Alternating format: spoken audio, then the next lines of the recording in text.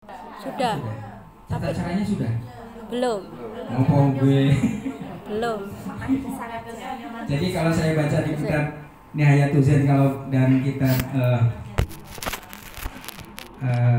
Syafinah, Kasafinatus saja ya. Jadi tata cara mandi besar itu Rasulullah pernah mencontohkan seperti mau berwudu dulu pertama. Ya, kalau mau buang air besar, buang air besar, buang kecil dulu. Setelah itu bersuci.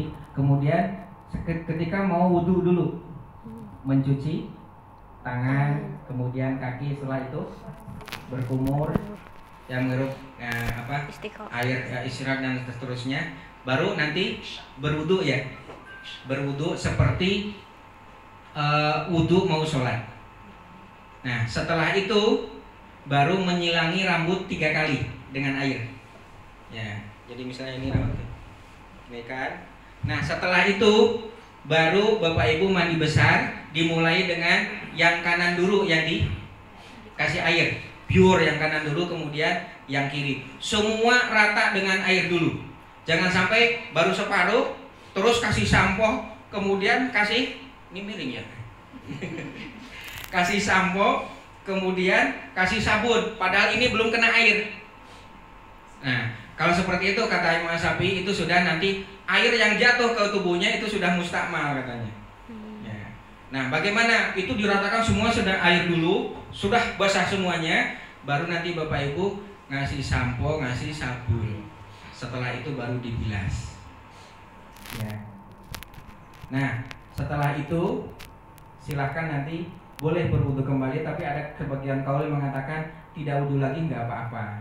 Tapi saran saya wudu lagi. Barangkali sedang bersih-bersih semacam itu, sabun dan sebagainya, memegang kemaluan, itu kan batal juga sebetulnya gitu.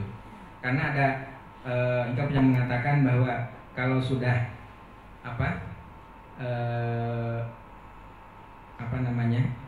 hadas besar itu sudah menutupi hadas yang kecil. Wudu itu kan hadas kecil kan berarti. Ya. Nah gitu. Setelah itu nanti Bapak Ibu tadi pakai pakaian, sebelum pakai pakaian ihram disunahkan nanti ya bapak-bapak bersihkan krok-krok ya, misalnya kumis, godek dan sebagainya, tapi jangan gundul belum ya. Setelah itu boleh memakai wangi-wangian di badan ya. Setelah itu pakai pakaian ihram. Nah setelah itu kan nanti naik bis berangkat ke Bir Ali, ke masjid Bir Ali untuk ngambil mikot. Nah di situ kalau Bapak Ibu batal wudu lagi, karena nanti di situ sholat tahiyatul masjid boleh. Kalau barusan wudu mau syukrul wudu boleh, tapi kalau wudunya dari hotel belum batal kan tidak usah syukrul wudu lagi, langsung sudah kering. Ya, jadi sholat sunat 2 rakaat tahiyatul masjid, kemudian sholat sunat, boleh sholat sunat mutlak namanya atau sholat sunat umroh. Nah setelah itu masih punya wudu kan, mau sholat kan masih punya itu. Setelah itu langsung naik bis. Nah di bis itu juga masih punya wudu, kemudian niat untuk umroh, labbaik Allahumma umrotan tadi. Nah setelah itu berlakulah larangan-larangan. Nah sepanjang perjalanan disunahkan untuk bertalbiyah, dikir doa gitu aja. Boleh yang tadi labbaik Allahumma labbaik, labbaik la syarika lak labbaik. Mungkin nanti akan dipandu oleh mutawif, tapi setelah itu karena perjalanan nanti 5 sampai 6 jam, masa gini terus labbaik Allahumma.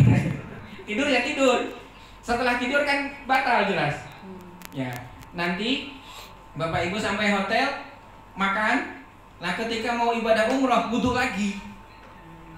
Nanti sebelum tawaf Bapak Ibu wudu lagi. Ya, tadi sebelum masuk Masjidil Haram, Bapak Ibu ada yang mau pipis dulu atau yang batal wudunya silakan wudu lagi. Wudulah. Setelah wudu nanti masuk Masjidil Haram, biasanya nanti sholat jamak maghrib sama isya ya. Ya, maghrib sama isya, karena biasanya dan mungkin nanti itinerary akan dijelaskan. Karena biasanya tawafnya itu kalau tidak salah malam atau dini hari biasanya sampai Mekahnya. Nah setelah itu nanti Bapak Ibu masuk ke masjidnya dalam keadaan berwudu, kemudian sholat maghrib sama isya. Ya di jamak takhir biasanya.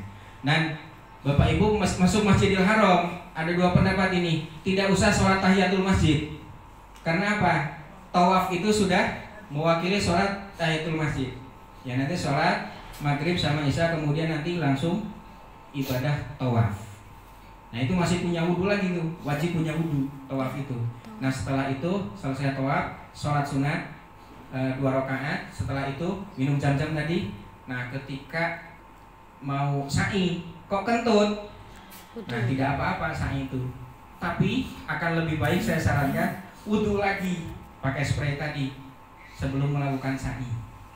Supaya apa? Itu namanya ibadah, masa kita tidak suci kan gitu. Ya. Nah Bapak Ibu kadang-kadang mungkin bisa jadi misalnya nanti apa bisnya mudah-mudahan tidak tahu. Kadang-kadang kemarin juga saya pernah melakukan pas sedang sa'i itu tiba-tiba sholat asar tiba dikumandangkan adzan. Ya sudah lakukan dulu, ketika qomat langsung barisan. Nah setelah sholat selesai itu kan kembali lagi lanjutkanlah sa'inya, atau pas tawaf misalnya ada sholatnya biasanya setelah adzan itu akan sebentar lagi dihentikan tuh tawafnya, suruh membentuk shaf. Ibu-ibu kalau sering itu ibu harus keluar dari shaf itu. Biasanya sudah ada bapak ibu, ibu-ibu nanti ditempatkan di shaf yang sebelah mana, di area mana. Nanti setelah itu kumpul lagi di mana itu untuk melakukan tawaf kembali. Pas sholat biasanya ibadah tawaf sama sa'i dihentikan untuk sholat jemaah. Itu. Yang tadi. Paham.